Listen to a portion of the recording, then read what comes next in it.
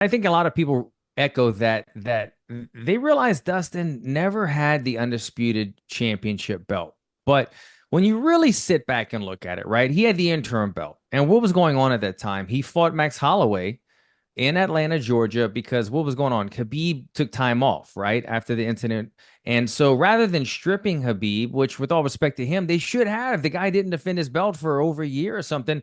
It should have been an undisputed belt on the line. So him and Israel Adesanya both kind of had that same remark about it, that was for the real belt that night. But you push that aside, and this is a sport of just timing and circumstances.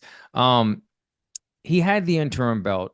He lost to a couple people, but look at in my mind, he's kind of the undisputed, not the undisputed, the uncrowned BMF champion, because look who he has wins over. He has two wins over Max Holloway. He has wins over Justin Gaethje. He has wins over Michael Chandler. Like, that was the violent triangle at one point. That was the most violent BMF type guys in the UFC, and Dustin beat And all of those Connor, guys. Connor too is Two another. wins over Conor, the first guy to knock Conor out.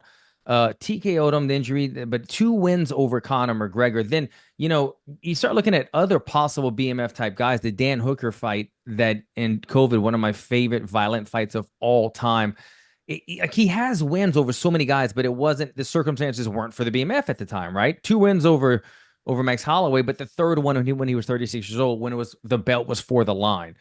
You look at all the former champions that he had beat, the Anthony Pettises, the Conor McGregors, Eddie Alvarez. Like, he beat all these guys that were champions, but at the time that he fought him, he didn't have the belt.